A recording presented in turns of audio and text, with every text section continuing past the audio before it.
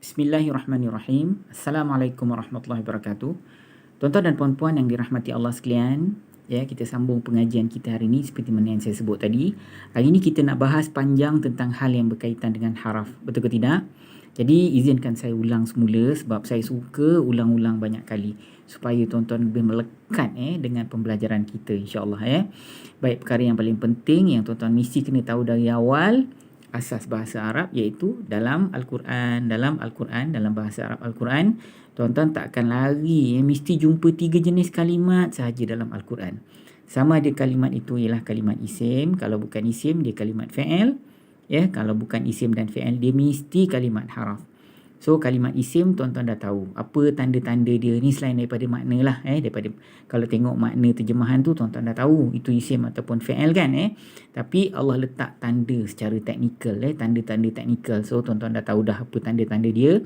Kemudian kalimat fi'il pun kita dah jelaskan sebelum ni dalam pertemuan kita sebelum ni, yang mana tuan-tuan dah tahu fi'il tu ada 3 jenis, fi'il mudhari', fi'il madhi dan fi'il amar. Ni jenis kalimat yang kedua yang tuan-tuan akan jumpa dalam Al-Quran, ya. Baik, jenis kalimat yang ketiga tuan-tuan, Baik, hari ini kita fokus kepada jenis kalimat yang ketiga. Baik, jenis yang ketiga dalam Al-Quran yang tuan-tuan akan jumpa ialah kalimat-kalimat sendi. Kalimat-kalimat sendi ataupun kita sebut kalimat-kalimat haraf. Jadi saya ambillah salah satu dari kelompok haraf ni, saya letakkan dekat dalam diagram kita yang pertama ni tuan-tuan. Jadi sebenarnya sendi ni ada banyak tuan-tuan.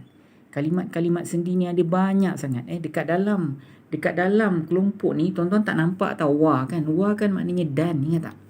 Mana ada dan dekat sini? Kan? Tapi wa tu salah satu daripada kelompok kalimat haraf juga. Tapi dia kelompok haraf yang lain. Ini adalah daripada kelompok haraf yang sama. Jadi saya sebut, kita gelarkan ini kelompok haraf jar. Macam mana je jar? Kalau dalam tulisan Rumi, J-A-R-R. Jar. Apa dia jar? Nanti saya jelaskan kemudian kenapa kita panggil dia haraf jar. Dan makna jar tu sendiri apa? Nanti saya jelaskan kemudian. Tapi tuan-tuan tahu ini adalah kelompok haraf.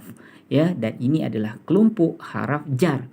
Kalau wa tu Ustaz, itu kelompok haraf lain. Sebenarnya kalau tuan-tuan nak tahu lebih awal, kita nak buat soalan bocor, tuan-tuan cuba buka diagram yang kedua. Kita sebelum ni kita belajar diagram yang pertama kan. Tapi kalau tuan-tuan buka diagram yang kedua, ni diagram yang kedua, nombor 2 ni. Tuan-tuan buka diagram kan nombor 2 kan. Tuan-tuan buka diagram yang kedua, nanti tuan-tuan nampak. Untuk kalimat dia mula-mula dekat diagram yang kedua ni peringkat kedua sebenarnya. Diagram yang pertama tu pelajaran peringkat pertama. Diagram yang kedua ialah pelajaran peringkat kedua. Dan kalau tuan-tuan nak tahu, kita cuma ada 3 peringkat pelajaran je. Tak banyak pun. So nanti bila kita masuk peringkat yang kedua, tuan-tuan akan dijelaskan tentang isim, tentang fi'il dan tentang haraf juga tau. Jadi kalau tuan-tuan nak tahu kalimat-kalimat haraf dalam Al-Quran, dekat sini tuan-tuan boleh tengok macam-macam haraf ada. Jadi yang tuan-tuan jumpa dalam diagram yang pertama tu salah satu daripada kelompoknya, iaitu haraf jar. Ni full version untuk haraf jar. Nanti kita belajar kemudian tau. Ini tuan-tuan belum masuk lagi tau. Jadi wa tu dia sebenarnya ialah haraf penyambung cerita nama dia. Kan wa tu dan kan makna dia kan tuan-tuan kan. Itu kita panggil dia haraf penyambung cerita. Tapi yang tuan-tuan jumpa dekat dalam diagram yang pertama, itu wa tak ada kan. Maknanya itu bukan kelompok haraf yang sama dengan wa lah. Ini adalah kelompok haraf jar kita panggil. Kelompok haraf jar. Apa dia jar? Kenapa kita panggil haraf jar? Nanti saya jelaskan kemudian. Yang penting tuan-tuan tahu. So kelompok-kelompok haraf jar ni paling banyak tuan-tuan akan jumpa dalam Al-Quran. Bi maknanya dengan, an tentang, ala atas, ka seperti, fi di dalam, min dari, ila kepada, li untuk atau bagi. So ini adalah kelompok, ini adalah haraf. Contoh haraf yang saya bawakan di sini tuan-tuan. Baik, kita akan masuk ayat Quran. Kita akan bawa masuk ayat Quran. Dan hari ini kita akan bahaskan surah Al-Baqarah tuan-tuan. Surah Al-Baqarah kita akan ambil ayat yang ketiga daripada surah Al-Baqarah. Sebentar tuan-tuan. Baik, kita akan ambil hujung ayat yang ketiga daripada surah Al-Baqarah. Ayatnya berbunyi, tuan-tuan guna kamus Al-Furqan kan? Ni ayatnya. Sebentar saya fokus. Okey. Wa mimma razaqnahum yunfiquna. Wa mimma razaqnahum yunfiquna. Ni yang kita akan bahaskan. Kalau tuan-tuan nak tengok daripada awal ayat, nanti sebentar saya baca. Kita baca dari awal ayat ni.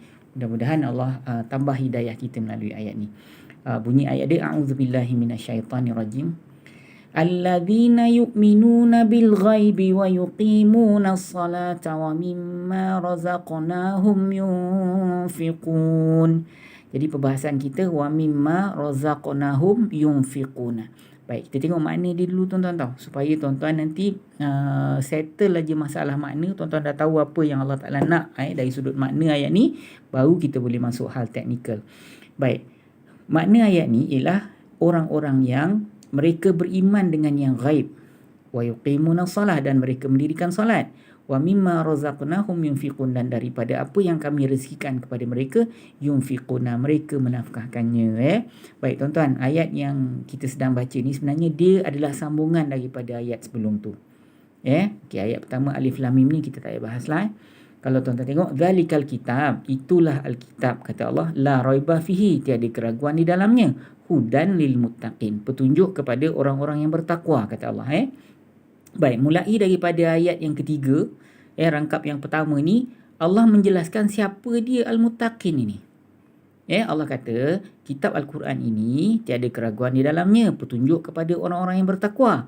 Iaitu orang-orang yang bertakwa ni siapa? Alladzina yu'minuna bil ghaib. Ciri-ciri orang bertakwa ni, yang pertama kata Allah, yu'minuna bil ghaib, mereka percaya kepada orang-orang yang ghaib. Mereka percaya kepada yang ghaib. Apa dia yang ghaib? Semualah syurga, neraka, pahala, dosa, syaitan.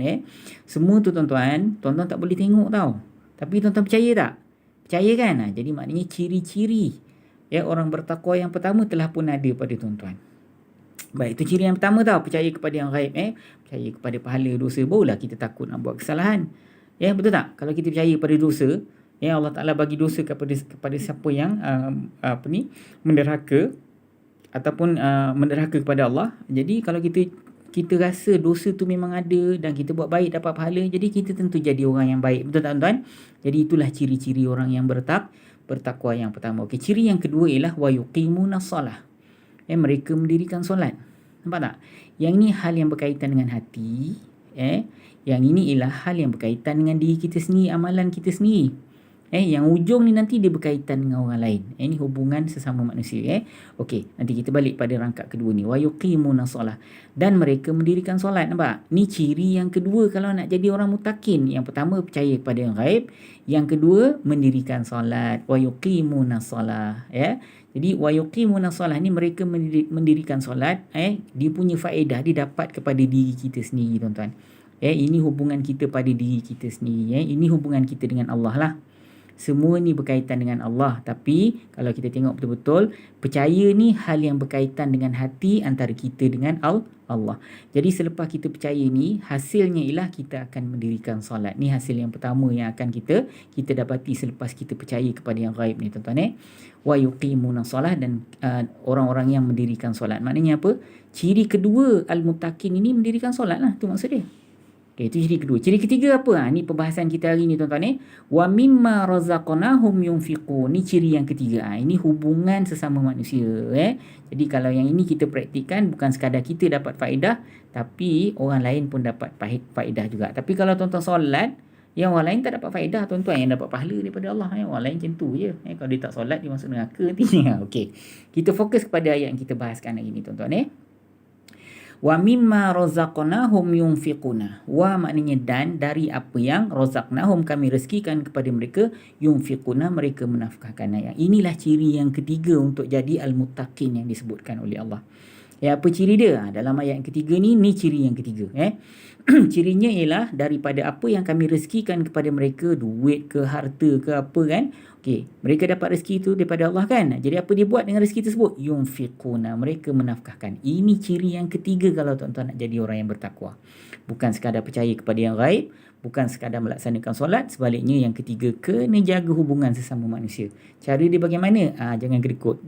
Mesti kena menafkahkan apa yang telah Allah Ta'ala berikan kepada kita. Faham tak tuan? Jadi wa dan mimma. Mimma ni ada dua perkataan. Ni sebenarnya ada tiga lah semua. Wa kalimat pertama, mimma. Min kalimat kedua, ma kalimat yang ketiga. Min maknanya dari tuan-tuan. Min maknanya dari. Ini ada tau dekat dalam tuan-tuan punya diagram ni. Tuan-tuan punya diagram ma ni, tuan-tuan boleh tengok diagram yang pertama lah. Jadi saya bawa semula. Kan ingat tak haraf kan? So salah satu daripada haraf ni ada min. Nampak tak? Min. Nampak? Min. Min maknanya apa tuan-tuan? Min maknanya dah.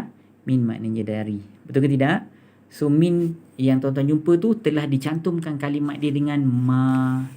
Min telah dicantumkan dengan ma. Betul ke tidak? Jadi bacaan dia jangan baca min ma. Salah, bukan min ma. Bacaan dia mim ma. Nun bertemu dengan mim. Jadi bunyi dia macam ni. Mim ma. Tulisan khat bahasa Arab, dia raikan bacaan Rasulullah.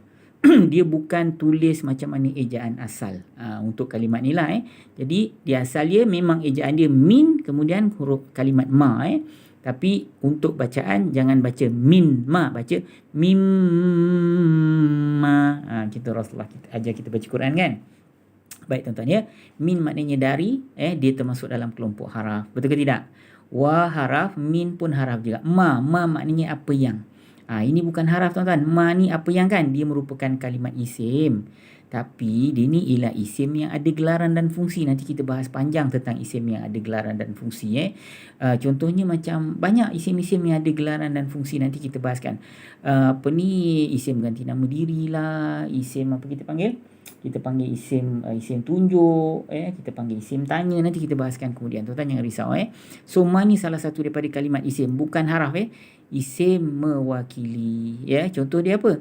Saya membawa pen ke sekolah. Apa yang saya bawa? Apa yang saya bawa telah hilang. Apa yang dia mewakili pen. Nampak tak? Saya membawa beg ke sekolah. Apa yang saya bawa itu telah jatuh. Jadi apa yang saya bawa itu telah jatuh. Apa yang ni isim mewakili, dia mewakili beg. Macam itulah. Jadi ma ni pun dia mewakili sesuatu dekat ni. Dia mewakili apa? Dalam konteks ni dia mewakili apa yang rezeki yang Allah Ta'ala kurniakan lah. Dan dari apa yang kami rezekikan kepada mereka, mereka menafahkan. Apa yang ni rujuk pada apa? Duit ke, nasi ke, beras ke, apa saja.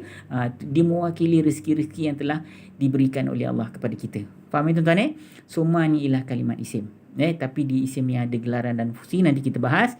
Gelarannya apa Ustaz? Gelarannya isim mewakili. Dia mesti mewakili sesuatu. Baik, kalimat berikutnya razaqna. Razaqna, kami telah rezekikan. Kami telah beri rezeki ataupun kami telah rezekikan. Tengok ada kami, ada telah. Ni isim ke fa'il ke haraf tuan-tuan? Kami telah beri rezeki. Isim ke fa'il ke haraf? Tengok elok. Inilah kalimat fa'il. Betul ke tidak? Jadi fa'il tengok ada telah ke tidak? Ada telah kan? Kalau ada telah ni fa'il apa? Fa'il apa tu tuan yang ada telah? Fa'il mudhari' ke fa'il madhi? Cuba jawab dengan saya. Fa'il madhi, past tense. Betul ke tidak? So dia fa'il madhi. Apa ganti nama diri dalam razaqna tuan-tuan? Ni ustaz ada tulis kami apa ni?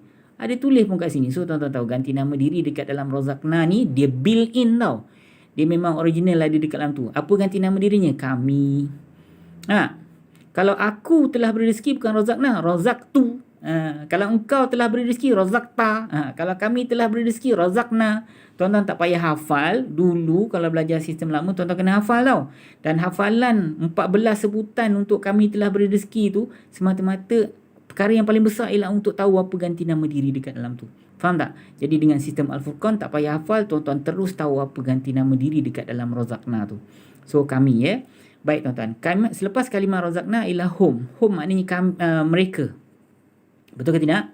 Okey, ini soalan kuis kita tuan-tuan. Saya nak tuan-tuan jawab. Hum ni kalimat isim ke fa'il ke haraf tuan-tuan? Hum ialah kalimat isim ke fa'il ke haraf? Hum maknanya apa tuan-tuan? Hum maknanya mereka. Mereka, engkau, aku, dia, saya, awak, kami. Kan orang kan? Okey, kalau itu isim ke fa'il ke haraf?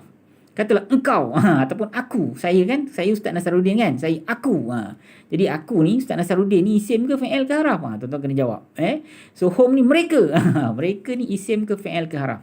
Tuan-tuan tolong jawab kat saya. Hum isim ke fa'il ke haraf dan hantar ke 0108173131. Nanti di ujung nanti saya ulang balik soalan ni. Baik, yunfiquna, mereka menafkahkan. Ini ialah kalimat apa tuan-tuan? Mereka menafkahkan. Ini ialah kalimat fa'il juga. Ada telah tak? Cuba tengok, ada telah tak?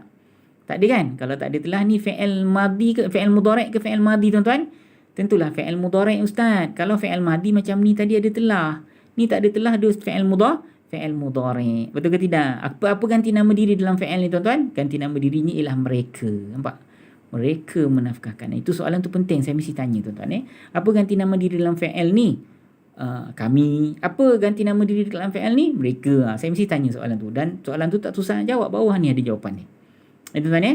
Okey, baik. Saya balik pada soalan kuis kita. Tolong jawab. Home maknanya mereka. Ini isim ke, fi'al ke, haraf? Tolong hantar ke 0108173131. Terima kasih atas perhatian. Assalamualaikum warahmatullahi wabarakatuh.